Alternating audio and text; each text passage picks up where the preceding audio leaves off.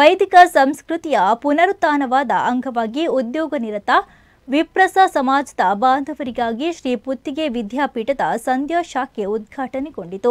ಪರ್ಯಾಯ ಪುತ್ತಿಗೆ ಉಭಯ ಶ್ರೀಪಾದರ ಸನ್ನಿಧಿಯಲ್ಲಿ ರಾಮನಾಥ ಆಚಾರ್ಯ, ಉದಯ ಆಚಾರ್ಯ, ಸರಳತ್ತಾಯ, ವಿಠಲಾಚಾರ್ಯ ಮುಂತಾದರ ಹಿರಿಯ ವಿದ್ವಾಂಸರ ಉಪಸ್ಥಿತಿಯಲ್ಲಿ ಕಾರ್ಯಕ್ರಮ ಸಂಪನ್ನಗೊಂಡಿದೆ.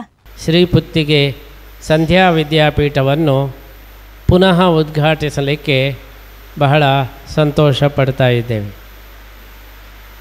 84ನೇ ಇಸವಿಯಲ್ಲಿ 40 ವರ್ಷಗಳ ಹಿಂದೆ ನಮ್ಮ ಸುಧಾಮಂಗಳ ಆದ ಮೇಲೆ ನಮ್ಮ ವಿದ್ಯಾಗುರುಗಳಾದಂತಹ ಶ್ರೀ ವಿದ್ಯಾಮಾನ್ಯ ತೀರ್ಥರು ನಾವು ಮುಂದೆ ಏನು ಯೋಜನೆಗಳನ್ನು ಹಾಕಿಕೊಳ್ಳಬೇಕು ಅಂತ ಕೇಳಿದಾಗ ಸಮಾಜದಲ್ಲಿ ಪುರೋಹಿತರನ್ನು ವಿದ್ವಾಂಸರನ್ನು ನಿರ್ಮಾಣ ಮಾಡತಕ್ಕಂತಹ ಕೆಲಸ ಅದು ಬಹಳ ಮುಖ್ಯವಾದದ್ದು.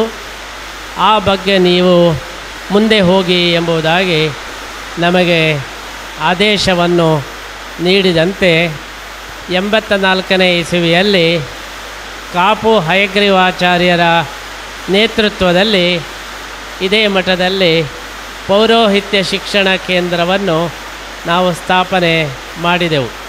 ಆಮೇಲೆ ಸುಮಾರು 7-8 ವರ್ಷಗಳ ಪರ್ಯಂತ ಇಲ್ಲಿ ಬಹಳ ಚೆನ್ನಾಗಿ ಪೌರೋಹಿತ್ಯ ಶಿಕ್ಷಣ ಕೇಂದ್ರ ನಡೆಯಿತು. ಆವಾಗಲೂ ಕೂಡ ಸಂಧ್ಯಾ ಕಾಲದಲ್ಲಿ ಅನೇಕ ಜನ ಇಲ್ಲಿ ಬಂದು ಪೌರೋಹಿತ್ಯ ಹಾಗೂ ವೇದಾಂತದ ಪಾಠಗಳನ್ನು ಕೇಳ್ತಾ ಇದ್ದರು.